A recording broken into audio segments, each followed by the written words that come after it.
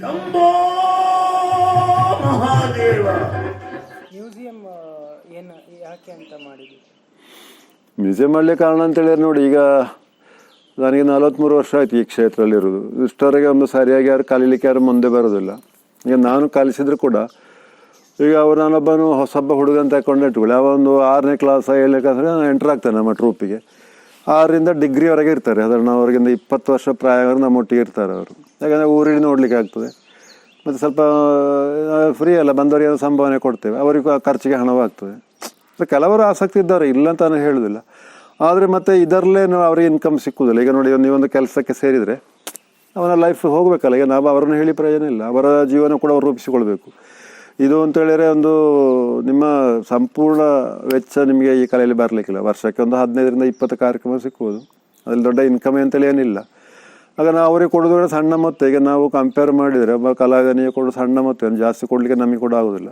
ಹಾಗೆ ಅದರಿಂದ ಅವರ ಜೀವನವನ್ನು ತೂಗಿಸ್ಲಿಕ್ಕೆ ಆಗೋದಿಲ್ಲ. ಆದ ಕಾರಣ ಅವರು ಆಟೋಮೆಟಿಕ್ಕಾಗಿ ಡಿಗ್ರಿ ಆದ ಕೂಡಲೇ ಅವರು ಬೇರೆ ಕೆಲಸಕ್ಕೆ ಹೋಗಲಿ, ಅವರು ಆ ಕೆಲಸಕ್ಕೆ ಹೋಗ್ತಾರೆ. ಅದು ಇದರ ದೊಡ್ಡ ಒಂದು ಹಿನ್ನಡೆ ಈ ಕಲೆಯದ್ದು. ಏನು ಮಾಡ್ಬೋದು ಅಂತ ಅನ್ಸುತ್ತೆ ಅಲ್ಲ, ಅದಕ್ಕೆ ನಾನೀಗ ನೀವು ಹೇಳಿದಾಗೆ ಪ್ಲ್ಯಾನ್ ಮಾಡಿದೆ. ಮ್ಯೂಸಿಯಂನ ಕಾನ್ಸೆಪ್ಟ್ ಬಂದದೇ ಹಾಗೆ. ಯಾಕಂದರೆ ನನ್ನ ನಂತರ ಮಾಡುವವರು ಯಾರು ನನಗೆ ತಯಾರಾಗೋದು ಕಾಣ್ತಾ ಇಲ್ಲ. ಆದರೂ ನನ್ನೊಟ್ಟಿಗೆ ಅಂತೇಳಿ ನಾನೀಗ 43 ವರ್ಷ ತಪಸ್ಸಿನಿಂದ ಈ ಕಲೆಯನ್ನು ನಾನು ಸಿದ್ಧಿಸಿಕೊಂಡು, ನನಗೆ ಅಂತೇಳಿದರೆ ಈ ಗೊಂಬೇಟಕ್ಕಿಂತ ಗುರುಗಳು ಅಂತೇಳಿಲ್ಲ. ಈಗ ನಮ್ಮ ಅಜ್ಜ ಪ್ರಾರಂಭಿಸಿದ್ದು ಲಕ್ಷ್ಮೀನಾರಾಯಣವರು. ಅವರು ಕೂಡ ಒಂದು ಕಲಾವಿದರು. ಅವರು ಈ ದೇವಸ್ಥಾನದಲ್ಲಿ ಜಾತ್ರೆ ಸಂದರ್ಭದಲ್ಲಿ ಒಂದು ವಸಂತ ಕಟ್ಟೆ ಅಂತ ಒಂದು ಕಟ್ಟೆ ಉಂಟು ನಮ್ಮ ಈ ಏರಿಯಾದಲ್ಲಿ, ಅಲ್ಲಿ ನಮಗೆ ಹೊರಗೆ ಗೊತ್ತಿಲ್ಲ ನನಗೆ. ಅದನ್ನು ವಿಶೇಷವಾಗಿ ಶೃಂಗರಿಸ್ತಾರೆ. ಆ ಒಂದು ಕಟ್ಟೆಯನ್ನು ಅಲ್ಲಿ ದೇವರನ್ನು ಕೂತ್ಕೊಳಿಸಿ ಪೂಜೆ ಮಾಡ್ತಾರೆ. ಅದೊಂದು ವಿಶೇಷವಾದ ಒಂದು ಆರ್ಟ್, ಅದು ಅವರ ಕೈಯಲ್ಲೇ ಇದ್ದದ್ದು ಆರ್ಟ್, ಅವರೊಟ್ಟಿಗೆ ಹೋಯ್ತದು. ಹೌದು, ಈಗಂತಲೇ ಲೈಟ್ ಎಲ್ಲ ಹಾಕ್ತಾರೆ, ಬಲ್ಬ್ ಎಲ್ಲ ಹಾಕಿ ಶೃಂಗಾರ ಮಾಡೋದು. ಈಗ ಹಾಗೆಲ್ಲ ಅದು ಒಂದು ಆರ್ಟ್ ಮಾಡಿ, ಆ ಒಂದು ಕಾರ್ಡ್ಲಿಂದ ಆರ್ಟ್ ಮಾಡೋದು, ಅದನ್ನು ಕೊರಿಯುವುದು, ಕೊರೆದು ಅದರ ಅಡಿಯಲ್ಲಿ ಬೇಗಡೆ ಅಂಟಿಸೋದು, ಬೇರೆ ಬೇರೆ ಬಣ್ಣದ್ದು. ಮತ್ತು ಅದರ ಹಿಂಬದಿಯಿಂದ ಸುಮಾರು ಪ್ರೋಸೆಸ್ ಉಂಟು ಅದಕ್ಕೆ. ಅದನ್ನು ಮಾಡಿ ಅದನ್ನು ಒಂದು ಫ್ರೇಮ್ ಉಂಟು, ಆ ಫ್ರೇಮಿಗೆಲ್ಲ ಆಣಿಯಲ್ಲಿ ಹೊಡೆದು ಕೂತ್ಕೊಳಿಸೋದು. ಕಾರ್ನರ್ ಚೆಂದ ಕಾಣ್ತದೆ ಅದು. ಮತ್ತು ಮಧ್ಯಕ್ಕೆ ಒಂದು ಹೋಲ್ ಇರ್ತದೆ, ಆ ಹೋಲ್ನ ಹಿಂದೆ ದೇವರನ್ನು ಕೂತ್ಕೊಳಿಸೋದು. ಅದಕ್ಕೆ ಪೂಜೆ ಮಾಡುವಾಗ ಆ ಹೋಲ್ನ ಮುಖಾಂತರ ಎಲ್ಲರಿಗೆ ಕಾಣ್ತದೆ, ಜನರಿಗೆ ಅಲಂಕಾರ ಚೆಂದ ಇರ್ತದೆ. ಅದೊಂದು ಆರ್ಟ್. ಅದು ಆ ಆರ್ಟ್ ಅವರೊಟ್ಟಿಗೆ ಹೋಯ್ತು, ಅಜ್ಜನೊಟ್ಟಿಗೆ ಹೋಯ್ತು, ನಾವು ಮುಂದುವರಿಸಿಲ್ಲ ಅದನ್ನು. ಹಾಗೆ ನನಗೆ ಅದೆಲ್ಲ ಪ್ರೇರಣೆ. ಈ ಗೊಂಬೆಯಾಟ ಮಾಡಲಿ ಕೂಡ ಪ್ರೇರಣೆ ಅಂತಾರೆ ಅಜ್ಜನ ಆ ಆರ್ಟ್. ಮತ್ತು ನಮ್ಮ ತಂದೆಯವರು ವೆಂಕಟಕೃಷ್ಣಯ್ಯನವರು, ಅವರು ನಮ್ಮ ಅಜ್ಜನ ದೊಡ್ಡ ಹಿರಿಯ ಮಗ. ಅವರು ಕೂಡ ದೊಡ್ಡ ಕಲಾವಿದರು. ಅವರು ಕವಿ, ಸಾಹಿತಿ, ಲೇಖಕ ಮತ್ತು ಪ್ರಕಾಶಕ ಮತ್ತು ಚಿತ್ರಕಲಾವಿದ. ಅವರು ಸಹ ಹಾಗೆ. ಅವರು ಪ್ರಚಾರಕ್ಕೆ ಹೋಗ್ಲಿಕ್ಕಿಲ್ಲ, ಯಾರಿಗೆ ಅವರ ಬಗ್ಗೆ ಹೇಳಿಕೊಡ್ಲಿಕ್ಕಿಲ್ಲ, ಪ್ರಚಾರಕ್ಕೆ ಹೋಗ್ಲಿಕ್ಕಿಲ್ಲ. ಅವರು ಒಂದು ಚಿತ್ರಕಲಾವಿದ ಅಂತೇಳಿದರೆ ಅವರು ಈ ಅಜ್ಜನಿಗೆ ಈ ವಸಂತಗಟ್ಟೆಗೆ ಬೇಕಾದ ಚಿತ್ರ ಉಂಟಲ್ಲ, ಅದನ್ನೆಲ್ಲ ತಂದೆಯವರೇ ಮಾಡಿಕೊಡೋದು. ಮತ್ತು ಆ ಮಧ್ಯದಲ್ಲಿ ದೇವರು ಕೂತುಕೊಳ್ಳೋ ಮೊದಲು ಅದಕ್ಕೆ ಒಂದು ಚಿತ್ರ ಹಾಕ್ತೇವೆ, ಒಂದು ಪರದೆ, ದೇವರ ಚಿತ್ರ. ಅದನ್ನು ತಂದೆಯವರು ಬಿಡಿಸೋದು. ಅಷ್ಟು ಚಂದ ಆಗ್ತದೆ ಆ ಚಿತ್ರ ಎಲ್ಲ. ನನಗೆ ಆ ಚಿತ್ರ ನೋಡುವಾಗ ಭಯಂಕರ ಖುಷಿ, ಎಂತಂದ ಗೊತ್ತಿಲ್ಲ. ಅವೆಲ್ಲ ಸಣ್ಣ ಒಂದು 2ನೇ 3ನೇ ಕ್ಲಾಸ್ನ ಮಕ್ಕಳಾಗ ಅಜ್ಜನೊಟ್ಟಿಗೆ ಹೋಗಿ ಅಜ್ಜನಿಗೆಲ್ಲ ಹೆಲ್ಪ್ ಮಾಡೋದು. ಆ ಮಂಟಪದ ಡೆಕೋರೇಷನ್ ಪೀಸ್ ಕೊಡೋದು, ಆಣಿಯಲ್ಲಿ ಹೊಡೆಯೋದು, ಆ ಮೊಳೆ ಕೊಡೋದು ಅಜ್ಜನಿಗೆಲ್ಲ. ಅದನ್ನು ನೋಡೋ ನಮಗೆ ಎಂಥ ಒಂದು ಮನಸ್ಸಿಗೆ ಏನೋ ಖುಷಿ ಸಿಗ್ತಾಯಿತ್ತು. ಮತ್ತು ತಂದೆಯವರು ನಮಗೆ ಆಗಲೂ ಚಿತ್ರ ಮಾಡಲಿಕ್ಕೆ ಹೇಳುವರು. ನಾವು 2ನೇ ಕ್ಲಾಸ್ 3ನೇ ಕ್ಲಾಸ್ನವರೆಗೆ ನಾವೆಲ್ಲ ಚಿತ್ರ ಮಾಡಬೇಕು. ಅವರಿಗೆ ನಮಗೆ ಬೇಕಾಗಿ ಪೇಪರು, ಬಣ್ಣ, ಬ್ರಷ್ ಎಲ್ಲ ತಂದು ಕೊಟ್ಟರು. ನಾವು ರಜೆಯ ಸಮಯದಲ್ಲಿ ಎಲ್ಲರೂ ಚಿತ್ರ ಮಾಡಬೇಕಾಗ್ತದೆ. ಚಿತ್ರ ಮಾಡಿದ್ರೆ ನಮಗೆ ಅದು ಪೆಟ್ಟು ತಂದೆಯವರ ಕೈಯಿಂದ. ನಾವು ತಂದೆಯವರ ಆ ಪೆಟ್ಟಿನ ಹೆದರಿಕೆಗೋಸ್ಕರ ಚಿತ್ರ ಮಾಡಿದ್ದು. ಮತ್ತು ಆ ಚಿತ್ರ ಮಾಡ್ತಾ ನಾವು ಒಂದು ಪ್ರಥಮ ಕಾಂಪಿಟೇಷನ್ಗೆ ನಾವು ಹೋದೆವು. ನಾನು ತಮ್ಮ ಅಂದ್ರೆಲ್ಲ ಬಂದಿದ್ದರು. ಅಲ್ಲಿ ಫಸ್ಟ್ ಅಟೆಂಪ್ಟಲ್ಲಿ ನನಗೂ ನನ್ನ ತಮ್ಮ ಓಂ ಪ್ರಕಾಶ್ನಿಗೂ ಗೋಲ್ಡ್ ಮೆಡಲ್ ಸಿಕ್ತು. ಅದು ನಮಗೆ ದೊಡ್ಡ ಒಂದು ಸ್ಫೂರ್ತಿ ಈ ಕ್ಷೇತ್ರಕ್ಕೆ ಬರಲಿಕ್ಕೆ. ಆಗ ನಮಗೆ ಸುಮ್ಮನೆ ಚಿತ್ರ ಮಾಡೋಲ್ಲ, ಅದರಿಂದ ನಮಗೆ ಪ್ರೈಸ್ ಸಿಗ್ತದೆ ಅಂತೇಳಿ ಒಂದು ಮನಸ್ಸಿಗೆ ಒಂದು ಖುಷಿ ಸಿಕ್ತು. ಹಾಗೆ ನಮ್ಮ ಮತ್ತು ಕೂಡ ಚಿತ್ರವನ್ನು ಡೆವಲಪ್ ಮಾಡ್ತಾ ಹೋದೆ. ಅದೇ ಸಂದರ್ಭದಲ್ಲಿ ನಮ್ಮ ಅಜ್ಜ ಹೇಳ್ತಾಯಿದ್ರು, ಇಲ್ಲಿ ಕಾಸರಗೋಡಲ್ಲಿ ಅವರು ಯಕ್ಷಗಾನದ ಭಯಂಕರ ಪ್ರೇಮಿಯವರು. ಯಕ್ಷಗಾನ ಕಲಾವಿದಲ್ಲ, ಆದರೆ ಎಲ್ಲೇ ಯಕ್ಷಗಾನದವ್ರು ನೋಡಲಿಕ್ಕೆ ಹೋಗ್ತಾಯಿದ್ರು. ಹಾಗೆ ಆ ಹೋಗೋ ಸಮಯದಲ್ಲಿ ನನ್ನನ್ನು ಕರ್ಕೊಂಡು ಹೋಗ್ತಾರೆ. ಸಣ್ಣ ಹುಡುಗ 2ನೇ 3ನೇ ಕ್ಲಾಸ್. ಆಗ ಅಜ್ಜ ಅವರ ಆಟವನ್ನು ನನ್ನನ್ನು ಕರ್ಕೊಂಡು ಹೋಗ್ತಾಯಿದ್ರು. ನನಗೆ ಅದೆಲ್ಲ ನೋಡುವಾಗ ಭಯಂಕರ ಒಂದು ಆಕರ್ಷಣೆ ಆಗ್ತಾಯಿತ್ತು. ಆ ಯಕ್ಷಗಾನ ಕುಣಿಯುವುದು ಅದೆಲ್ಲ ನಮ್ಮ ಮನಸ್ಸಲ್ಲಿ ಈಗಲೂ ಅಚ್ಚೊತ್ತಿ ಉಂಟು. ಈಗ ಕೂಡ ಆ ಯಕ್ಷಗಾನ ನೋಡಿದ ನನಗೆ ಈಗ ನೆನಪುಂಟು. ಆ ಹಳ್ಳಿಯಲ್ಲಿ ಆ ರಾತ್ರಿ ಲೈಟು ಇಲ್ಲ, ದೊಂದಿ ಎಲ್ಲ ಸೂಟೆ ಹಿಡ್ಕೊಂಡು ಹೋಗೋದು ಅಜ್ಜನೊಟ್ಟಿಗೆ. ಹೆದರಿಕೆ ಆಗ್ತದೆ ಆ ಕತ್ತಲೆಯಲ್ಲಿ ನಮ್ಮ ದೊಂದಿ ಹಿಡ್ಕೊಂಡು ಹೋಗುವ. ಆಗ ನೋಡಿದ ಯಕ್ಷಗಾನ ನೋಡಿದ ನನಗೆ ಭಯಂಕರ ಖುಷಿ ಆಗ್ತಾಯಿತ್ತು. ಅದೆಲ್ಲ ನನಗೆ ಸ್ಫೂರ್ತಿ ಸಿಕ್ಕಿದ್ದು. ಮತ್ತು ಅಜ್ಜ ಹೇಳ್ತಾಯಿದ್ರು, ಇಲ್ಲಿ ಮೊದಲು ಗೊಂಬೆ ಆಟ ಇತ್ತು. ಪುಳ್ಕೂರು ಬಾಚ್ ಅಂತ ಒಬ್ಬ ದೊಡ್ಡ ಒಬ್ಬರು ಅವರು ಜಗಜಟ್ಟಿ ಆಗಿದ್ದರು, ಅವರು ಗೊಂಬೆ ಆಟ ಮಾಡ್ತಾಯಿದ್ರು ಅಂತ ಇಲ್ಲಿ ತುಂಬ ದಾಖಲೆ ಹೇಳ್ತದೆ. 2-3 ಪುಸ್ತಕ ಅವರ ಬಗ್ಗೆ ಬರೆದಲ್ಲೆಲ್ಲ ಅವರು ಬೊಂಬೆ ಆಟ ಮಾಡ್ತಾಯಿದ್ರು ಅಂತ ಕೂಡ ಹೇಳ್ತಾರೆ. ಅದೆಲ್ಲ ಅಜ್ಜ ಹೇಳ್ತಾಯಿದ್ರು. ಮತ್ತು ಇಲ್ಲಿ ಕೂಡಲು ದೊಡ್ಡ ಮನೆತನ ಉಂಟು, ಯಕ್ಷಗಾನದ ದೊಡ್ಡ ಪ್ರೇರಣಾ ಕೇಂದ್ರ, ಅಲ್ಲಿ ಮೇಳ ಕೂಡ ಇತ್ತು, ಅವರು ಕೂಡ ಗೊಂಬೆ ಆಟ ಮಾಡ್ತಾಯಿದ್ರು. ಮತ್ತು ಅಡೂರು ಅಲ್ಲಿ ಕೂಡ ಗೊಂಬೆ ಆಟ ಅಂತ ಅಜ್ಜ ಹೇಳ್ತಾಯಿದ್ರು. ಅಂದರೆ ಮೇಳದ ಪಾರ್ಟಿ ಆಗಿತ್ತ ಇದು ಗೊಂಬೆ ಆಟ ಅಂತ ಸೆಪರೇಟಾಗಿ ಕೆಲವರು ಅದನ್ನು ಮಾಡ್ತಾಯಿದ್ರು ಅಂತ, ಅದರೊಟ್ಟಿಗೆಲ್ಲ ಗೊಂಬೆ ಆಟ ಇತ್ತಂತ ಹೇಳ್ತಾಯಿದ್ರು ಕಾಸರಗೋಡು ಈ ಏರಿಯಾದಲ್ಲಿ. ಅದೆಲ್ಲ ಸಂಪೂರ್ಣ ನಾಶ ಆಗಿ ಹೋಯಿತು.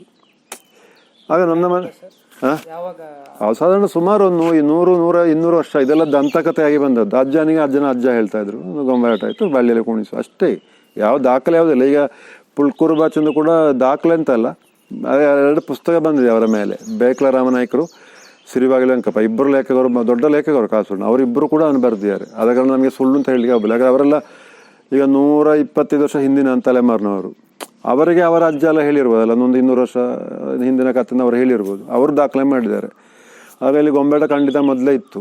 ಮತ್ತು ನೋಡಿ, ಯಕ್ಷಗಾನ ಹುಟ್ಟಿದೆ ಕಾಸರಗೋಡಲ್ಲಿ. ಕುಂಬ್ಳೆ ಪಾರ್ಸುಬ್ಬನವರು ಅದರ ಜನಕ, ಪಿತಾಮಹ ಅಂತ ಹೇಳ್ತಾರೆ, ವಾಲ್ಮೀಕಿ ಅಂತ ಹೇಳ್ತಾರೆ ಪಾರ್ಸುಬ್ಬ. ಅವರು ನಮ್ಮ ಕುಟುಂಬ, ನಮ್ಮಿಂದ ಒಂದು 10 ತಲೆಮಾರು ಹಿಂದಿನವರು. ಅದಕ್ಕೆ ಕೂಡ ದಾಖಲೆ ಉಂಟು. ಮುಳಿಯ ತಿಮ್ಮಪ್ಪನಂಥ ಪ್ರಸಿದ್ಧ ಕವಿಗಳು, ಮತ್ತು ಕುಕ್ಕಿಲ ಕೃಷ್ಣ ಭಟ್ರು, ಸಿರಿವಾಗಲಿ ವೆಂಕಪ್ಪ ಅವರೆಲ್ಲ ಸಂಶೋಧನೆ ಮಾಡಿ ಕೂಡ ಹೇಳಿದ್ದಾರೆ.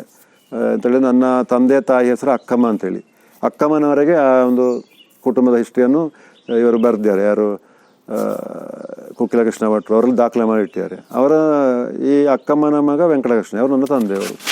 ಹಾಗೆ ನಮಗೆ ಅದೊಂದು ವಂಶದಲ್ಲಿ ಒಂದು ಇದು ಉಂಟು. ಯಕ್ಷಗಾನ ಹುಟ್ಟಿದವರು ಇದೆ ಕುಂಬ್ಳೆ, ಕಾಸರಗೋಡಿನ ಕುಂಬ್ಳೆ. ಹಾಗೆ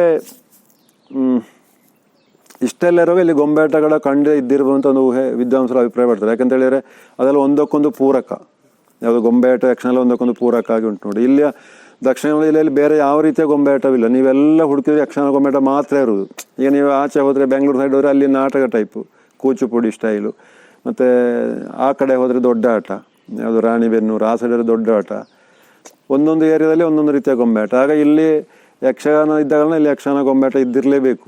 ಅದೆಲ್ಲ ಒಂದಕ್ಕೂ ಮೊದಲೆಲ್ಲ ಇದ್ದ ಕಲೆಗಳು. ಯಾಕಂದರೆ ಈಗ ವಿದ್ವಾಂಸರು ಅಭಿಪ್ರಾಯ ಪಡೋದು ಅಂತ ಹೇಳಿದರೆ, ಈ ಮನುಷ್ಯರು ವೇಷ ಹಾಕೋದಕ್ಕಿಂತ ಮೊದಲಿದ್ದ ಪೂರ್ವದ ಕಲೆ ಗೊಂಬೆಯಾಟ. ಯಾಕಂದರೆ ಒಂದು 2000 ವರ್ಷ ಹಿಂದೆ ಮನುಷ್ಯರಿಗೆ ದೇವರ ಮೇಲೆ ಅತ್ಯಂತ ಭಯ ಇತ್ತು, ಭಯ, ಭಕ್ತಿ, ಹೆದರಿಕೆಲ್ಲ ಇತ್ತು. ಆ ಸಂದರ್ಭದಲ್ಲಿ ಮನುಷ್ಯರು ದೇವರ ವೇಷ ಹಾಕ್ತಿರ್ಲಿಲ್ಲ. ಹಾಕಿದರೆ ಒಂದು ಅಪಚಾರ ಮಾಡಿದಾಗ ಅಂತ ತಿಳ್ಕೊಳ್ತಾ ಇದ್ರು ಅವರು. ಆಗಂತ ಮಾಡಿದರು, ಗೊಂಬೆ ಮಾಡಿದರು. ಗೊಂಬೆಗೆ ದೇವರ ವೇಷ ಹಾಕಿ ಆ ಮೂಲಕ ಈ ದೇವರ ಕಥೆ ರಾಮಾಯಣ ಮಹಾಭಾರತ ಮಾಡಿ ಜನರಿಗೆ ಅವೇರ್ನೆಸ್ ಕೊಡ್ತಾಯಿದ್ರು. ಆಮೇಲೆ ವರ್ಷ ಬಂದ ಹಾಗೆ ಜನರಿಗೆ ದೇವರ ಮೇಲೆ ಭಕ್ತಿ ಇಲ್ಲ ಅಂತಲ್ಲ, ಸ್ವಲ್ಪ ಭಯ ಕಡಿಮೆ ಆಗಿರ್ಬೋದು. ಆಗ ಅವರೇ ನೋಡೋ ನಾವೇ ವೇಷ ಹಾಕಿ ಕೊಡುವ ಅಂತೇಳಿ ಮತ್ತೆ ಅವರು ವೇಷ ಹಾಕಿಕೊಂಡು ಮತ್ತೆ ಯಕ್ಷಗಾನ ಆಯಿತು ಅಂತ ಕೂಡ ಒಬ್ಬರು ಹೇಳ್ತಾರೆ. ಮೂಲ ಬೊಂಬೆಯಾಟ ಮತ್ತೆ ಮನುಷ್ಯ ವೇಷ ಹಾಕಿ ಅಂತ ಹೇಳ್ತಾರೆ. ಆದ ಕಾರಣ ಯಕ್ಷಗಾನ ಮೊದಲು ಗೊಂಬೆಯಾಟ ಖಂಡಿತ ಇತ್ತು. ಈಗ ನೋಡಿ, ಬರಹ ಅಂತೇಳಿದರೆ ಈಗ ನೋಡಿ ವಾಲ್ಮೀಕಿಯ ರಾಮಾಯಣ, ತುಂಬ ರಾಮಾಯಣಗಳುಂಟಲ್ಲ, ಅದೆಲ್ಲ ಮೂಲ ಪ್ರತಿ ಇರಬೇಕು. ಮತ್ತು ಅದನ್ನು ಈಗ ನೀವು ಹೇಳಿ ತಾಳ ಮದ್ಲೆಗಳು, ಆ ಪದ್ಯ ಮಾತ್ರ ಹೇಳಿಲ್ಲ, ಅರ್ಥ ಮಾತ್ರ ಹೇಳಿರ್ಬೋದು. ಅಷ್ಟೊತ್ತಿಗೆ ನೋಡಿ ಇಲ್ಲೆಲ್ಲ ಭೂತಕೋಲಗಳೆಲ್ಲ ಇರ್ತದಲ್ಲ, ಅದನ್ನೆಲ್ಲ ನೋಡಿ ಅಲ್ಲಿ ಭೂತ ನೋಡುವಾಗ ಇದೊಂದು ಕಲ್ಪನೆ ಒಬ್ಬನೇ ಬಂದಿರು. ಇದೆಲ್ಲ ಒಮ್ಮೆಲೆ ಹುಟ್ಟುವಂಥ ಕಲೆಗಳಲ್ಲ. ಈ ಯಕ್ಷಗಾನ ಅಂತ ಹೇಳಿ ಅದು ಎಷ್ಟೋ 200, 300, 400, 500 ವರ್ಷ ಆಗಿ ದಾಟಿ ರಿಫೈನ್ ಆಗಿ ಬಂದ ಕಲೆಗಳು. ಅದು ಮೂಲದಲ್ಲಿ ಅಷ್ಟು ಚಂದ ಇರೋದಿಲ್ಲ ಅದು. ಈಗ ನೋಡಿ, ಉದಾಹರಣೆ ನಮ್ಮ ಗೊಂಬೆಯಾಟನ ಹಿಡ್ಕೊಂಡು ಸಾಕು ನೀವು. ಮೊದಲು ನಮ್ಮ ಗೊಂಬೆಗೆ ತಲೆ ಗೆರಟೆ ತಲೆ ನೋಡಿ ಡೆಫಿನೆಟ್ ಈಗ ಎಲ್ಲಿಯೇ ಮುಟ್ಟಿದ್ದು ಕಾಲ 40 ವರ್ಷ ಇಷ್ಟು ರಿಫೈನ್ ಆಯ್ತಲ್ಲ. ಆದರೆ ನಮ್ಮದು ವೇಗ ಆಯಿತು, ಮೊದಲಿನವರಿಗೆ ಇಷ್ಟೆಲ್ಲ ಟೆಕ್ನಾಲಜಿ ಎಲ್ಲ ಆಯಿತು. ಹಾಗೆ ನಿಧಾನಕ್ಕೆ ಅದು ಡೆವಲಪ್ ಆಗಿ ಈ ಸ್ಥಿತಿಗೆ ಬಂದದ್ದು. ಯಾಕೆಂದರೆ ನಾನು ನೋಡಿ ಒಂದು 100 ವರ್ಷ ಹಿಂದಿನ ಒಂದು ವಿಡಿಯೋ ನೋಡಿದ್ದೆ ನಾನು. ಮಾರ್ತಾ ಅಷ್ಟ ಅಂತ ಹೇಳೋರು ಕೂಡ್ಲಿಗೆ ಬಂದು ಮಾಡಿದ ಒಂದು ವಿಡಿಯೋ. ಅದು ನೋಡುವಾಗ ಅದು ನನಗೆ ಯಕ್ಷಗಾನದಾಗೆ ಕಾಣುವುದೇ ಇಲ್ಲ ಈಗ ನೋಡುವಾಗ. ಈಗ ಅಷ್ಟು ಬೇರೆ ಟೈಪ್ ಇತ್ತು ಅದು. ಕೆರಿಟೆಲ್ಲ ಇತ್ತು. ಅವರು ಕುಣಿಯುವ ಸ್ಟೈಲ್, ಪದ್ಯ ಸ್ಟೈಲ್ ಎಲ್ಲ ಉಂಟಲ್ಲ, ಇಷ್ಟ ಚಂದವಿಲ್ಲ ಅಂತಂತಲ್ಲ. ಅದು ಆಗಿನ ಕ್ರಮ ಹಾಗೆ, ಅದಕ್ಕೆ ನಾವು ಹೇಳ್ಬಾರ್ದು ಚಂದ ಇಲ್ಲ ಅಂತ. ಅಷ್ಟು ಬದಲಾವಣೆ ಆಗಿದೆ ನೋಡಿ ಆ ಯಕ್ಷಗಾನದ ಒಂದು ಜರ್ನಿ ಉಂಟಲ್ಲ ಅದು. ಮತ್ತು ನೋಡಿ ಈಗ ದೊಡ್ಡಾಟವು ನಮ್ಮದು ಕಂಪೇರ್ ಮಾಡಿದರೆ ಅದು ಈಗಲೂ ಕ್ರೂಡ್ ಟೈಪ್, ಆ ಓಲ್ಡ್ ಟೈಪಲ್ಲೇ ಉಂಟು. ಅದು ಡೆವಲಪ್ಪೇ ಮಾಡಲಿಲ್ಲ ಅವರು. ಈಗ ನಮ್ಮ ಯಕ್ಷಗಾನ ಅಂತೇಳಿ ಎಲ್ಲ ವಿದ್ವಾಂಸರು ಬುದ್ಧಿವಂತರೆಲ್ಲ ಇಳಿದ್ರು ಯಾವುದಕ್ಕೆ, ಯಕ್ಷಗಾನಕ್ಕೆ. ಹಾಗೆ ತುಂಬ ಡೆವಲಪ್ ಆಗಿದೆ ನಮ್ಮ ಕಲೆ. ಬೇರೆ ಆ ಎಲ್ಲ ಕಲೆಗಳಿಗಿಂತ ಹೆಚ್ಚು ಡೆವಲಪ್ ಆಗೋದು ಯಕ್ಷಗಾನ. ಕೇವಲ ಒಂದು 10 ವರ್ಷ ನೀವು ಫೋಟೋ ನೋಡಿದ್ರು ಕೂಡ ಆಗಿನ ಫೋಟೋಗೆ ಈಗ ತುಂಬ ವ್ಯತ್ಯಾಸ ಉಂಟು, ಚಂದ ಆಗ್ತಾ ಉಂಟು ಈಗ.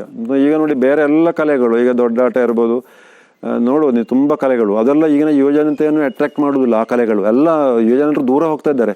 ಆದರೆ ಯಕ್ಷಗಾನ ನೋಡಿ, ಈಗ ನೋಡಿ ಹೊಸದ ಭಾಗವತ, ಹೊಸ ಚಂಡೆ ಎಲ್ಲ ಹುಡುಗರು ಎಜುಕೇಷನ್ ಕೇಳಿದರೆ ಅವರೆಲ್ಲ ಎಂಜಿನಿಯರು, ದೊಡ್ಡ ದೊಡ್ಡ ಡಿಗ್ರಿ ಪಡೆದವರು ಈ ಕಲೆಗಳು ಇಳಿತಾ ಇದ್ದಾರೆ ಅಂತ ಹೇಳಿದ್ರೆ ಅದು ನಮ್ಮ ಯಕ್ಷಗಾನದ ಒಂದು ಮಹತ್ವ, ಇದು ಒಂದು ಶಕ್ತಿ ಉಂಟು ಅಂತ ಅರ್ಥದ ಅದು. ನೋಡಿ ಈಗ ಅಡೂರು ಶ್ರೀಧರ ಅಂತ ಒಬ್ಬರು ದೊಡ್ಡ ಅವರು ಕಲಾವಿದರು, ಸಂಶೋಧಕರು, ನಮ್ಮ ರಿಲೇಷನ್ ಅವರು, ಅಡೂರಲ್ಲಿದ್ದವರು. ಅವರು ಈ ಯಕ್ಷಗಾನದ ವೇಷಗಳ ಬಗ್ಗೆ ತುಂಬ ಅಧ್ಯಯನ ಮಾಡಿದ್ದಾರೆ. ಅವರು ಹೇಳುವಂತಾರೆ ಇದು ಯಕ್ಷಗಾನ ಅಂತಾರೆ ದೇವಾಲಯ ಆಧಾರಿತ ಒಂದು ಕಲೆ, ದೇವಾಲಯದಲ್ಲೇ ಹುಟ್ಟಿದ ಕಲೆ. ಆಗ ಅವರು ನೋಡಿ ಕಿರೀಟ ಅಂತಂದರೆ ಒಂದು ಕಲಶದ ಆಕಾರ ಇರ್ತದೆ ನೋಡಿ ಕಿರೀಟಕ್ಕೆ. ಈಗ ನೀವು ಇಲ್ಲಿ ಕಾಣುವುದಿಲ್ಲ, ಕಲಶ ಇರ್ತದೆ, ಮತ್ತು ಅದರ ಕೊಕ್ಕು ಅಂತ ಹೇಳ್ತೇವಲ್ಲ, ಅದು ಕತ್ತಿಯ ಹಾಗೆ ಉಂಟು. ಆಗ ಎಲ್ಲ ದೇವಾಲಯದಲ್ಲಿರುವಂಥ ಪರಿಕರಗಳನ್ನು ನೋಡಿ ಕಲಾವಿದ ಕಲ್ಪನೆ ಮಾಡಿ ಇದರ ವೇಷಭೂಷಣವನ್ನು ತಂದಂತ ಅವ್ರು ಹೇಳೋದು ಒಂದು ರೀತಿಯಲ್ಲಿ ಅದು ಸರಿ ಇದೆ ನಮಗೆ. ಹಾಗೆ ಡೆವಲಪ್ ಆದಂತಹ ಕಲೆ ಇದು. ಮತ್ತು ಈಗ ನೀವು ಹೇಳಿದಾಗೆ ಅದು ಡೆವಲಪ್ ಆಗ್ತಾ ಬಂದದ್ದು, ಈಗ ಸ್ವಲ್ಪ ವೇಗದಲ್ಲಿ ಡೆವಲಪ್ ಆಗ್ತಾ ಉಂಟು. ಇದು ಸರ್ ನೀವು ಆಗ ಹೇಳ್ತಾ ಇದ್ರಿ ಕಲರ್ ಬಗ್ಗೆ, ಬಣ್ಣದ ಬಗ್ಗೆ. ಸಾತ್ವಿಕ ಪಾತ್ರಗಳಿಗೆ ಲೈಟ್ ಕಲರ್ಗಳು, ಲೈಟ್ ನೇರ ಈಗ ವೈಟ್ ಮತ್ತು ಪಿಂಕ್, ಆರೆಂಜ್ ಆ ಟೈಪ್ ತಗೊಳ್ತೇವೆ. ಹಳದಿ.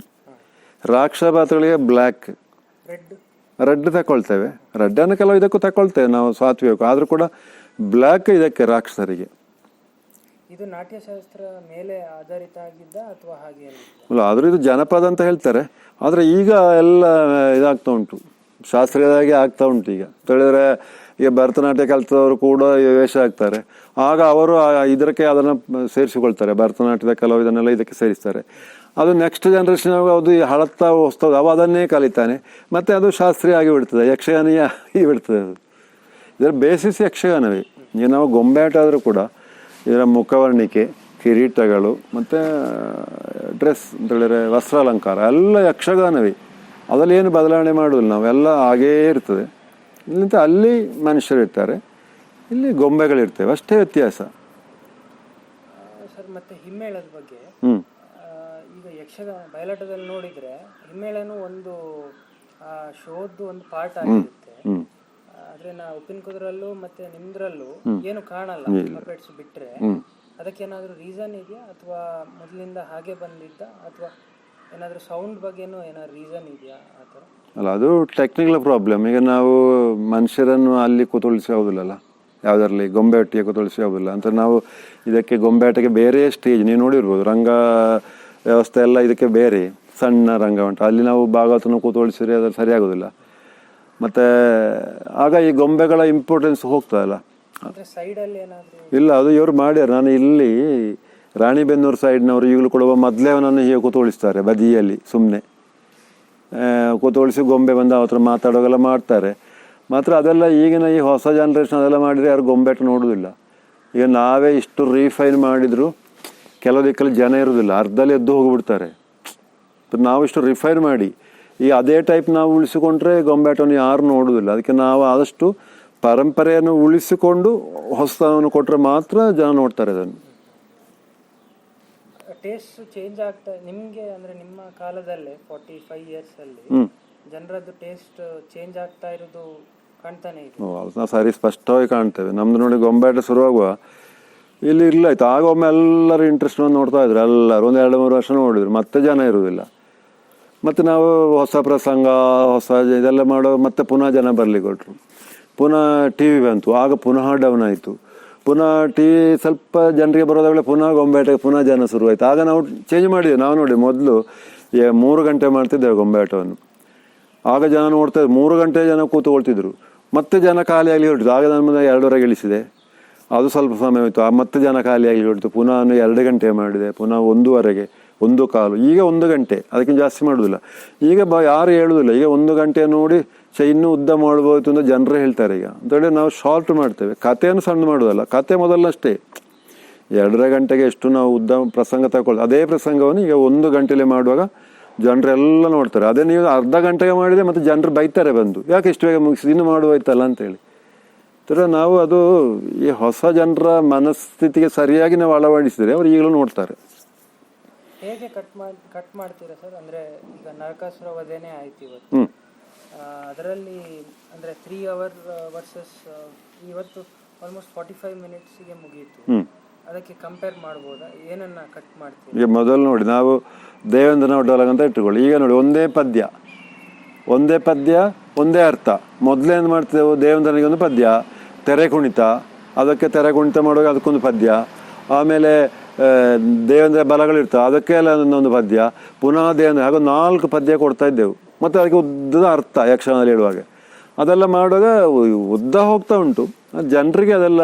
ಮತ್ತು ಗೊಂಬೆಗಳ ಮುಖದಲ್ಲಿ ನೋಡಿ ಇದು ಭಾವನೆ ಬದಲಾಗುವುದಿಲ್ಲ. ಯಕ್ಷಗಾನದಲ್ಲಿ ಅವನೇ ಆಡೋದು, ಹಾಸ್ಯ ಹೇಳೋದು ಹಾಗೆಲ್ಲ ಇರ್ತದೆ. ಗೊಂಬೆಗೆಲ್ಲ ಹಾಗೆ ಮಾಡಲಿಕ್ಕೆ ಅವಲ್ಲ ನೋಡಿ. ಇಲ್ಲಿ ನಾವು ಆ ಕಥೆಯನ್ನು ಒಂದು ಸಾರಾಂಶದಲ್ಲಿ ಹೇಳಬೇಕಷ್ಟೆ.